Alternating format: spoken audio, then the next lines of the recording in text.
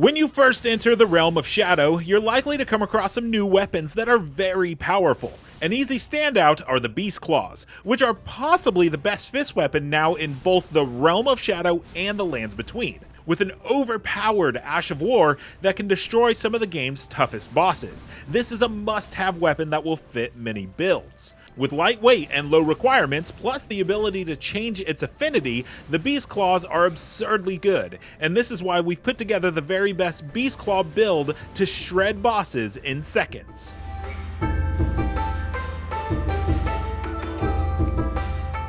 For this build, we're going with a rune level 150 setup. This will get us to 80 strength as well as 60 vigor. Endurance is going to be set at 25, while mine can stay a bit lower at 18. Faith should be at 15 so we can do some buffs, and you'll need 10 arcane for Bloodflame Blade.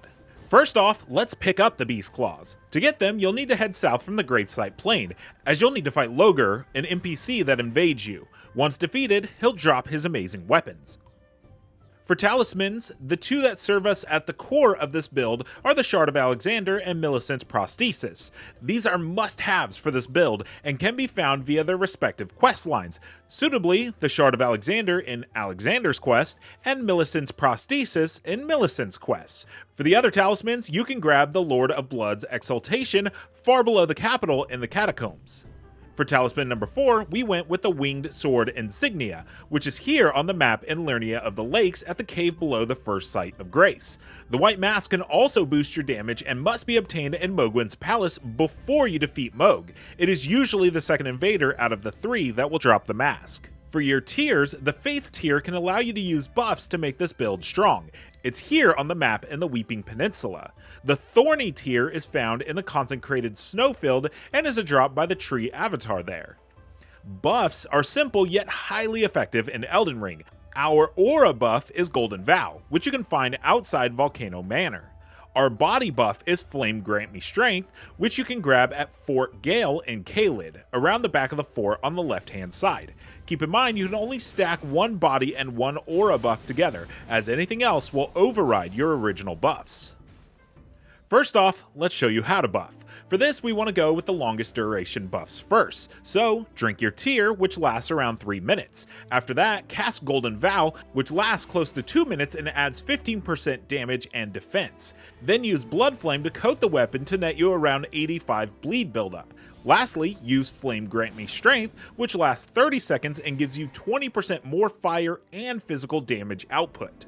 For the build, we have the Beast Claws in Heavy Affinity. We'll also equip any seal for the buffs. For talismans, we have the Shard of Alexander to boost the weapon art, Millicent's Prosthesis for extra dexterity and successive attack damage buildup, Winged Sword Insignia for more successive attack damage buildup, and Lord of Blood's Exaltation for a 20% increase in damage when you proc blood loss. For our tier, we have the Thorny tier as well as the Faith tier, so that way we can do buffs for this overpowered build. For our stats, once again, we've prioritized 80 strength. This is great for the heavy affinity as you're getting an A scaling when your weapon is plus 25. We also have a good amount of endurance and some mind too, as well as 60 vigor to hit the vigor soft cap and take hits. We have the 10 arcane needed to use Bloodflame Blade as well. And then of course our buffs that are slotted in are Golden Vow, Bloodflame Blade, and Flame Grant Me Strength. Everything else is up to you. Now it's time to show off what the Beast Claws can do. Savage Claws is our unique Ash of War, and to showcase it, we'll be taking on Malenia. This Ash manages to stunlock her easily and is an effective strategy for taking her down. Despite her reliance on attacks like Waterfowl, we can easily apply pressure and stack both physical damage and bleed. This stops her from doing anything and is one of the fastest ways now to take her down with ease. We are getting around 500 AR with 80 strength, of course, and with Bloodflame Blade, around 85 total bleed. Bloodflame is great too because unlike Blood Affinity, which has a physical damage reduction, Bloodflame Blade will allow us to keep our solid AR in heavy while still dishing out bleed damage. This ultimately leads to taking down Malenia in a single try, and we can be certain that this will be the best fist weapon to fight her with. If you're ever stuck on this incredibly challenging boss, try out this Beast Claw build to take her down fast. For the rest of our showcase, we'll be showing off various mobs and enemies. These powerful fist weapons destroy all of them and may be even one of the best weapons in the DLC in its entirety. With so many new cool fighting options, the Beastclaw fist weapon will likely stand out amongst the crowd. You'll be easily cruising through mobs and bosses and whatever else stands in your way. Another benefit to this build is that because we're so heavy on strength and endurance, you have a lot of variety and weapons you can switch to that are of the bonk variety. This weapon's charge hits also do good poise damage and can be boosted by the Axe Talisman and Charge tier if you prefer a slower moveset. The light attacks are also good, although it may be better in most situations to use the Ash Savage Claws for the maximum bleed buildup and physical damage. For the end of our showcase section, we'll show off some tough bosses and tough enemies going down nearly instantly. This is truly a beast of a weapon.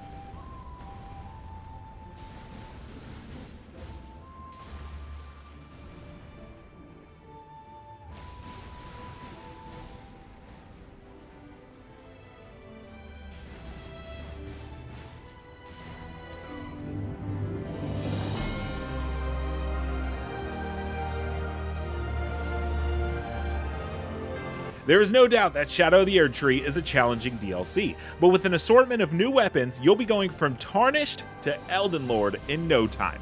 The Beast Claws will help you get there, and this build will shred most of the game's toughest bosses. For more on Elden Ring, make sure to head on over to our wiki over on IGN.com to check out our growing Shadow of the Erdtree coverage. And of course, for everything else video games, stick with IGN.